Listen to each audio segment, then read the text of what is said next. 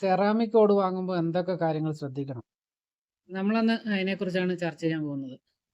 മെയിനായിട്ട് ശ്രദ്ധിക്കേണ്ടത് എന്താ വെച്ച് കഴിഞ്ഞാൽ, നമ്മൾ ഓട് വാങ്ങാൻ പോകുമ്പം തന്നെ അതിനെക്കുറിച്ച് അത്യാവശ്യം നമ്മൾ അതിനെക്കുറിച്ച് അറിഞ്ഞിരിക്കണം. കാരണം നമ്മൾ വില മാത്രം നോക്കിയിട്ട് പർച്ചേസ് ചെയ്തിട്ട് കാര്യമില്ല. അതിൻ്റെ ക്വാളിറ്റി കൂടി നോക്കണം. അതൊക്കെ നമ്മൾ അറിയാതെ പോയി ചാടിക്കേറി ഏതെങ്കിലും ഓട് വാങ്ങിയിട്ട് വന്നു കഴിഞ്ഞാൽ അത് നമ്മളെ വല്ലാത്തൊരു കുഴിക്കിൽ ചെന്ന് പെട്ട അവസ്ഥയായിരിക്കും.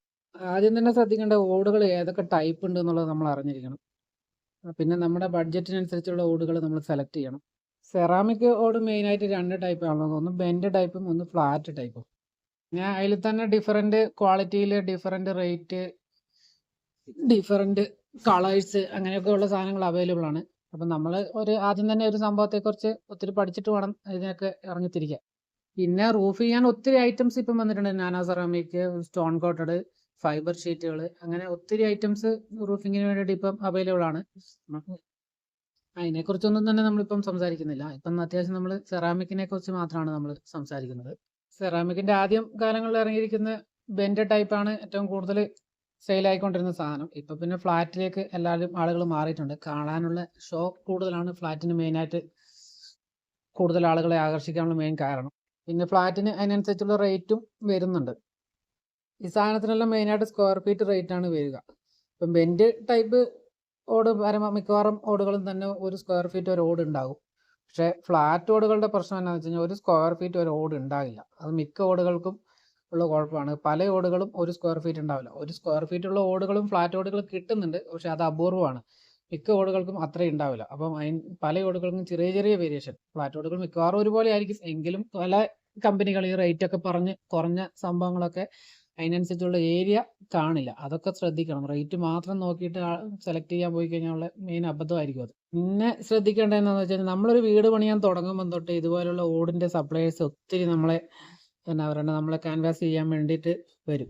അപ്പം അതിനെല്ലാം പല റേറ്റും കാര്യങ്ങളും ഒക്കെ അവർ പറയും. അതൊക്കെ അതിലൊന്നും നമ്മൾ വീണ് പോകരുത്. മെയിനായിട്ട് ശ്രദ്ധിക്കേണ്ട കാര്യം അതാണ്. വീണ് പോയിട്ട് അബദ്ധം പറ്റിയിട്ട് കാര്യമില്ല. അപ്പം നമുക്ക് വേണ്ട സാധനങ്ങളും അതിൻ്റെ മെറ്റീരിയലും അതിൻ്റെ കമ്പനിയൊക്കെ നമ്മൾ അറിഞ്ഞിരിക്കണം. ചുമ്മാ ഒരു റേറ്റ് 1 രൂപ കുറഞ്ഞു അല്ലെ 2 രൂപ കുറഞ്ഞു എന്ന് പറഞ്ഞ് നമ്മൾ ചാടിക്കയറി അത് വാങ്ങിക്കഴിഞ്ഞാൽ നമ്മളൊരു പെട്ട അവസ്ഥയിൽ തന്നെ ആയിരിക്കും. പിന്നെ സെറാമിക്കിന് ചെറിയ തോതിൽ ഓട് പനയ്ക്കുന്ന പ്രശ്നങ്ങളൊക്കെ ചില സംഭവങ്ങളുണ്ട്. അതും തീരെ ലോക്കൽ ഓടൊക്കെ വാങ്ങിക്കഴിഞ്ഞാലാണ് അങ്ങനെ ഒരു സംഭവങ്ങളൊക്കെ കൂടുതലായിട്ട് കാണുന്നത്. അല്ലാതെ അത്യാവശ്യം നല്ല ക്വാളിറ്റി ഓടുകളിലൊക്കൊന്നും അങ്ങനെ ഒരു പ്രശ്നങ്ങളില്ല.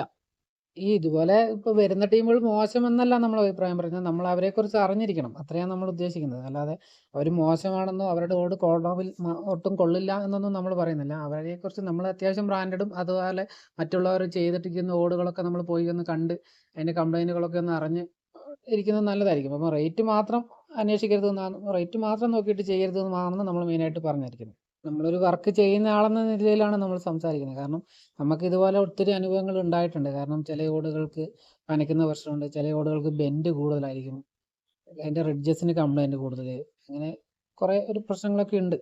പിന്നെ മെയിനായിട്ട് ശ്രദ്ധിക്കേണ്ടതെന്ന് വെച്ച് കഴിഞ്ഞാൽ, ഓട് വാങ്ങുമ്പം കുറച്ച്, അതായത് ഒരു 10 50 ഓട് എക്സ്ട്രാ വാങ്ങി വെക്കേണ്ടതാണ്. കാരണം വാങ്ങി വെച്ചില്ലെന്ന് പറഞ്ഞു കഴിഞ്ഞാൽ നമ്മൾ റെയർ കളറൊക്കെ ആണെങ്കിൽ പിന്നീട് നമുക്കത് കിട്ടാൻ വളരെ ബുദ്ധിമുട്ടായിരിക്കും. പിന്നെ റെയർ കളറ് കമ്പനി ഒക്കെ ആണെങ്കിൽ അതേ സെയിം സാധനം കിട്ടാൻ ബുദ്ധിമുട്ടായിരിക്കും. എന്തെങ്കിലും പൊട്ടുകയോ ഒക്കെ ചെയ്യുക, അങ്ങനെ മാറ്റേണ്ട ആവശ്യം വരുന്നുണ്ടെങ്കിൽ കുറച്ചുകൂടെ എപ്പോൾ നമ്മൾ കയ്യിൽ കരുതുക. അപ്പം കമ്പനി എപ്പോഴും കളറൊക്കെ ചേഞ്ച് എപ്പോഴും തന്നെ വരുത്തിക്കൊണ്ടിരിക്കും. ഒരിക്കൽ വന്ന ഓടായിരിക്കില്ല ചിലപ്പോൾ പിന്നെ വരുന്നത്. അപ്പം നമ്മൾ അത്യാവശ്യം അതിനുള്ള സാധനം സ്റ്റോക്ക് ചെയ്യുക. അപ്പം നിങ്ങൾ ശ്രദ്ധിക്കുമല്ലോ. അപ്പം റേറ്റ് മാത്രമല്ല അതിൻ്റെ അടിസ്ഥാനം. നല്ല സാധനങ്ങൾ പോയി തിരഞ്ഞെടുക്കുക. അപ്പം ഇനി നമ്മൾ പുതിയതായിട്ടൊരു വീഡിയോ ചെയ്യുന്നത് ഇത് എങ്ങനെ ചെയ്യും എന്നുള്ളതിനെക്കുറിച്ച്. നമ്മൾ സെറാമിക് ഓട് വിരിക്കുമ്പോൾ എന്തൊക്കെ കാര്യങ്ങൾ ശ്രദ്ധിക്കുന്ന ഉള്ളതിനെക്കുറിച്ച് നമ്മളൊരു വീഡിയോ ചെയ്യുന്നതായിരിക്കും. പിന്നെ നമ്മുടെ ചാനൽ ആദ്യമായിട്ടാണ് കാണുന്നതെങ്കിൽ നമ്മളത് സബ്സ്ക്രൈബ് ചെയ്യുക, സപ്പോർട്ട് ചെയ്യുക. പിന്നെ നിങ്ങളുടെ അഭിപ്രായങ്ങൾ രേഖപ്പെടുത്തുക. പിന്നെ നമ്മൾ ഇതുപോലെ വെൽഡിംഗ് സംബന്ധമായ റൂഫിംഗ് സംബന്ധമായ ഒക്കെ ഒത്തിരി വീഡിയോകൾ നമ്മൾ ചാനൽ ചെയ്തിട്ടുണ്ട്. അതൊക്കെ ഒന്ന് കയറി കാണാൻ ശ്രമിക്കുക. നമ്മൾ ഇനിയും ഇതുപോലെയുള്ള വീഡിയോകൾ ചെയ്യുന്നതായിരിക്കും.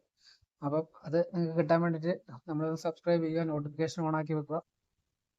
അതുപോലെ തന്നെ നമ്മൾ ഫുള്ളായിട്ട് വർക്ക് ചെയ്യുന്ന വെൽഡിങ്ങിൻ്റെ ഫുൾ വർക്ക് അടക്കമുള്ള വീഡിയോകളൊക്കെ, സെറാമിക് ചെയ്യുന്നതിൻ്റെ വീഡിയോ, ഫ്ലാറ്റും സാധാ ഓടും ബെൻഡ് ടൈപ്പും എല്ലാം ചെയ്യുന്നതിൻ്റെ വീഡിയോകളൊക്കെ നമ്മൾ ചെയ്തിട്ടുണ്ട്. അതൊക്കെ ഒന്ന് കയറി കാണാൻ ശ്രമിക്കുക.